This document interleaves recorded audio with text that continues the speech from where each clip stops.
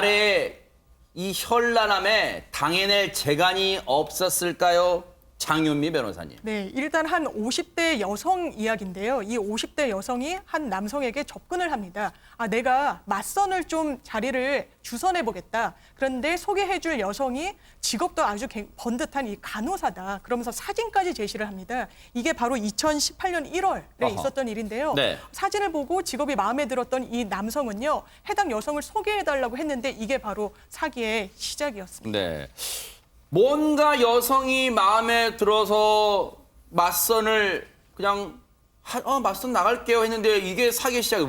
대체 무슨 일이 벌어진 걸까요? 김 팀장님. 그러니까 50대 여성이 자기 아는 지인한테 사진을 보여줬습니다. 직업은 간호사. 사진을 보니까 상당히 미모의 여성이에요. 그러니까 그 맞선감이 상당히 이제 마음이 동한 거예요. 그래서 네. 만나기로 했는데 이거는 전혀 다른 가상의 인물을 가지고 자기 지인이 간호사의 사진을 보여주면서 맞선 보인다고 해놓고 나서는 자기가 그 간호사인 것처럼 연락을 한 거예요. 아하. 연락을 하면서 이제 맞선을 보는 것처럼 계속 연락을 했는데 어느 날 전화를 했습니다.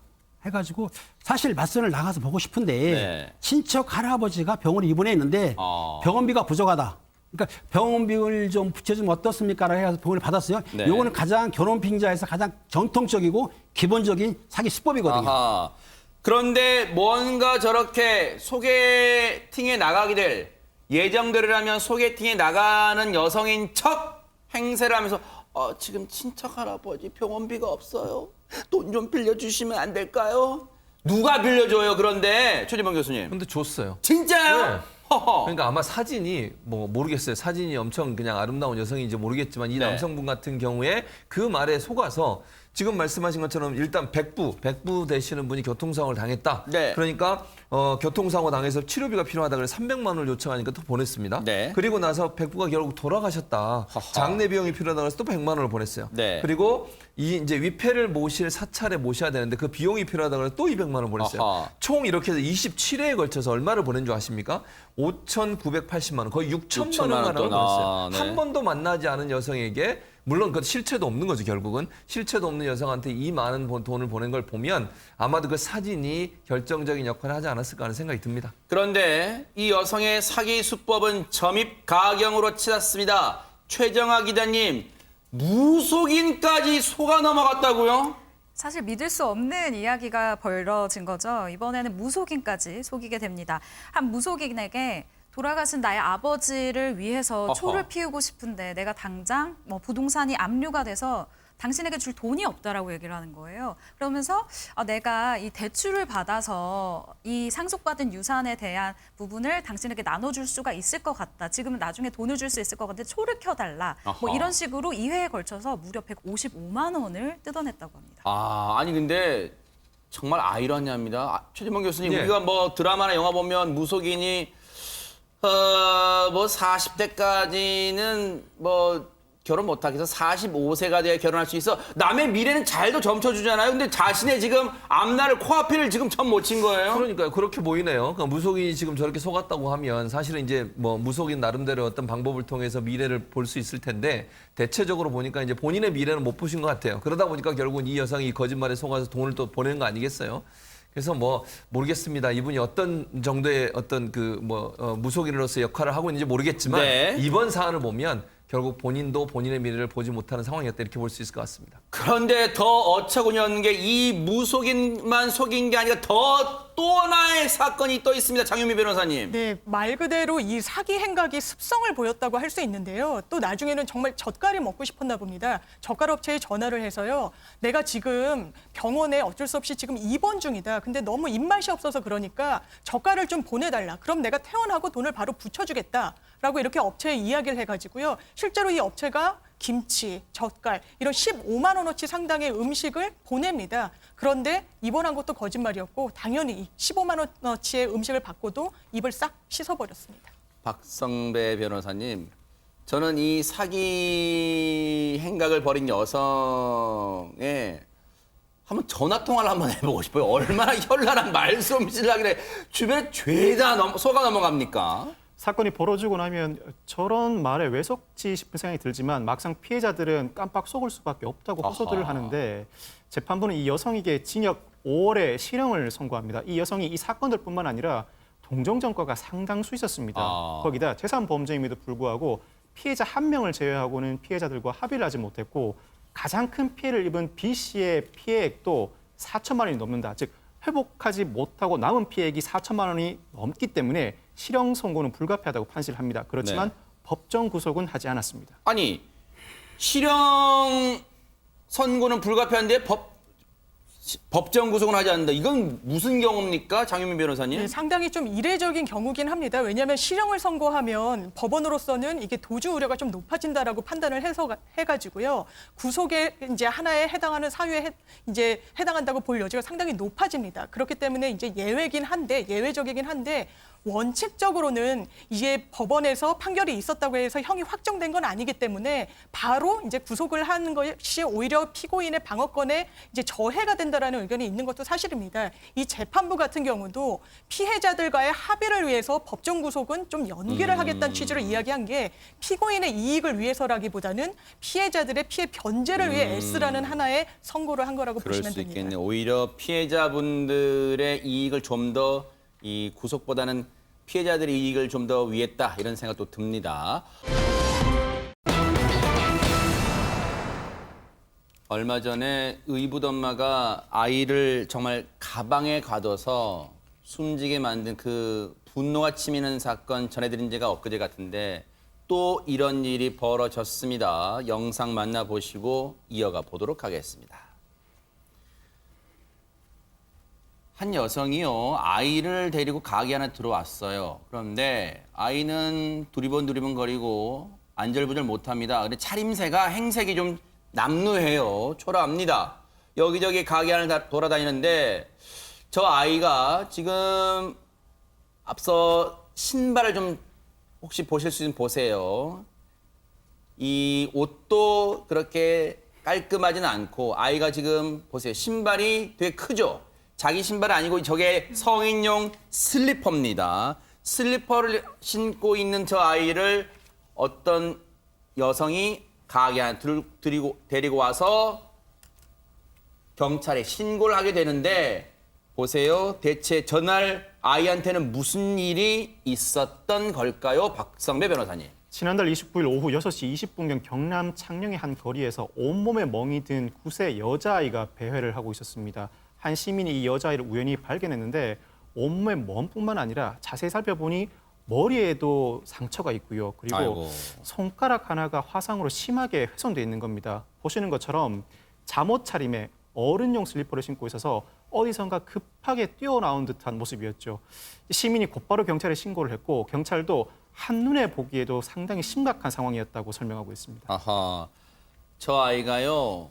앞서 영상에는 소리도 들리지 않고 일단 이 흐릿하게 처리해서 자세히 알 수는 없지만 저 아이의 상태를 본 분들의 얘기에 가면 저때 아이의 상태가 정말 이만저만 말할 수 없는 지경이었다면서 최정아 기자님. 네, 상태가 심각했다라는 말로 표현을 했는데 네. 일단 맨발의 일반적인 아이의 모습은 분명히 아니에요. 말씀해 주신 것처럼 어린 아이가 어른의 슬리퍼를 신고 있었다라는 것 자체가 도대체 어떤 상황이길래 저 신발을 굳이 신고 나왔을까라는 저희가 생각을 하게 되죠. 그리고 이 아이를 처음에 발견한 이 시민의 말에 의하면 얼굴에 멍이 들어 있었대요. 아이가 얼굴에 멍이 들 일이 과연 뭐가 있을까요? 그러네요. 그리고 온몸에 흙투성이인데다가 어허. 배가 고프다고 했다라고 합니다. 아이들이 낯선 어른에게 내가 많이 굶었다, 내가 배가 고프다라고 하는 이야기는 저는 많이 들어보지 못했었던 것 같아요. 그 정도로 굉장히 아이가 다급한 상황이었다라는 걸 알 수가 있고요. 네. 또 보시는 대로 반바지를 입고 있는데 상의는 긴팔이었고요. 다리가 나와 있는데 굉장히 앙상하게 빼빼하게 마른 그런 모습이었고 또 저는 이 부분이 가장 마음이 아팠어요. 이 영상에도 사실은 나오는데 아이가 계속해서 불안한 듯 연신 이렇게 맞아, 주변을 그랬어요. 살피고 있어요. 네. 근데 이런 불안한 모습이 사실 이 아이의 심리 상태를 고스란히 그러네요. 보여주는 모습이라고 보여집니다. 네, 그런데 이 아이는요. 도움을 주는 주변 시민분들한테 더 충격적인 말을 꺼내놨습니다. 한번 들어보시고 이어가 보도록 하겠습니다. 혹시라도 아빠한테 데리고 갈까 봐 무서워가지고 아빠가 짖었다고. 그럼 손을 보여준다고. 나는 끔찍해서 보지를 못하겠더라고 그거를. 손을 어떻게 했다고요, 장윤미 변호사님? 지금 목격자 말에 따르면 짖었다는 표현을 쓰는데 본인이 볼 수가 없을 정도로 처참하게 이 지문까지 다소 이제 훼손이 돼 있었다라는 아이고 겁니다. 지금 저 상태인가 보네. 아이고 예, 네. 이 아이의 말에 따르면 아빠가 도구를 사용해가지고 내 손을 이렇게 다치게 했다라고 하는데 이 9살 여자아이거든요. 고사리 손이고 어른이 요리를 하다가 조금만 다쳐도 굉장히 아픈데 얼마나 그 고통이 심했을지 정말 마음이 너무 아픕니다. 네. 이 학대를 당한 아이 말고 저 가정에는 혹시 다른 아이는 없을까요? 관련 얘기 들어보시고 이어가 보도록 하겠습니다. 아버지는 지금 조사가 이루어졌고요. 엄마는 지금 몸 상태가 안 좋아서 출석을 거부하는 건 아니고 조사 일정을 잡아놨습니다. 몇 명이 되는 건가요, 그러면? 3명 돼 있습니다. 그것 따른 이 아이 한 명인 거예요? 네, 그렇습니다. 그 아이의 학대는 아직 없는 건가요, 혹시? 관련 기관에서도 확인을 했고 저희도 확인을 했고 몸에 외상이라든지 이런 거는 지금 없습니다. 저희도 사안의 심각성을 충분히 인식을 하고 있고 최대한 지금 빨리 하려고 합니다. 해당 가정에 아이가 셋 더 있다는데 왜 이 아이만 학대 정황이 의심되는 겁니까? 박성배 변호사님. 피해 아동 외의 부부 사이에는 자녀들이 더 있었지만 이 다른 자녀들의 경우에는 학대 흔적이 발견되지 않았다고 합니다. 피해 아동은 이 보호기관과의 상담에서 부모로부터 2년 전부터 자주 맞았다는 취지로 진술을 하고 있다는데 이들 부부는 2년 전에 재혼을 했습니다. 아하. 그리고 2018년부터 최근까지 이 피해 아동을 상습적으로 학대한 혐의를 받고 있습니다. 네. 의붓 아빠는 아이가 말을 듣지 않아 그랬다. 즉 학대 혐의를 일부 시인했고 친모는 지병 탓에 다음 주쯤 경찰 조사를 받을 예정이라는데 그나마 다행이게요. 정말 시민분의 관심 덕분에 이 아이가 지금 보호기관에서 지금 보호를 받고 있대요. 이 아이를 살릴 수가 있었죠. 지금이나마 살릴 수 있었습니다. 김매 팀장님. 그렇습니다. 지금 저 아이가 저거는 이제 그 학대가 아니고 거의 고문 정도의 그러겠네요. 상처를 준 건데요. 지금 보시다시피 아동 전문 기관이라든지 아니면 수사기관도 아동에서 많이 그 아동들을 위해서 협조를 하고 있거든요. 네. 그뿐만 아니라 아동 기관이라든가 아니면 수사기관뿐만 아니라 시민들 자체 이웃 주변에서 아동의 피해를 본 거를 발견될 즉시 바로 네. 그 아동을 구출한 것도 그렇지만은 네. 수사기관이라든지 아동보호기관에 빨리 연락해가지고 네. 그 이상의 그 피해가 없도록 하는 것이 가장 관건이라고 생각이 네. 듭니다. 현재 피해 아동은 아동기관의 보호를 받으면서 입원 치료를 하고 있고요. 경찰은 조사 이후에 혐의점이 인정이 되면 구속영장을 신청할 예정입니다. 정말 분노가 치미는 사건이었습니다. 쉽게 포기하지 않는 집념이라는 게 정말 중요합니다. 특히 경찰에게는요. 먼저 영상 만나보시고 이어가 보도록 하겠습니다. 한 경찰이 무전을 하면서 공원처럼 보이는 곳을 분주히 돌아다닙니다. 그런데 계속해서 경찰이 누군가를 찾고 있는 거죠. 두리번. 저곳은 인적이 드물기도 하고 사람이 와기도 하는 공원처럼 보이는 곳이잖아요. 계속해서 누군가를 찾아다닙니다. 김은배 팀장님, 왜 저 경찰은 무전까지 해가면서 저곳을 몇 차례나 두리번 배회하고 있을까요? 그렇습니다. 극단적 선택을 시도하는 사람이 있다는 그 제보를 받긴 받았습니다. 아하. 근데 직접 제보 받은 게 아니고 그 SNS상 자살 예방 감시단이라고 있습니다. 아하, 네. 거기서 SNS 검색하다 보니까는 그 글에 암시하는 게 자살하겠다는 그 충동을 적은 거예요. 그러니까는 예방 감시단에서는 경찰에 신고를 했는데 실제적으로 그래서 극단적 선택할 사람들 위치를 모르지 않습니까? 그래서 그 위치를 잘 모르기 때문에 그 근처, 그 예상된 지역을 지금 배회하면서 그렇군요. 찾는 거예요. 네, 도보로 지금 찾고 있군요. 그렇죠. 그런데 장윤미 변호사님, 네. 자살 예방 감시단이라는 게 좀 생소합니다. 그렇습니다. 저도 뉴스를 통해서 이번에 알게 됐는데요. 바로 SNS를 실시간으로 모니터링을 하면서 어떤 자살 징후가 보인다든지 자살을 예고한 사람들의 글을 이제 인지하게 되면 바로 즉각적으로 경찰에 신고를 하는 비영리 단체입니다. 네, 자살 예방 감시단의 관계자분 얘기 들어보시고 이어가 보도록 하겠습니다. 감정적으로 해가지고 좀 자살 암시를 보였기 때문에 오늘 중으로 해서 결행 의지가 강해 보여서 제가 신고를 한 거죠. 그렇다면 한시라도 빨리 그 사람을 찾아야 되는 거 아닙니까, 김은배 팀장님?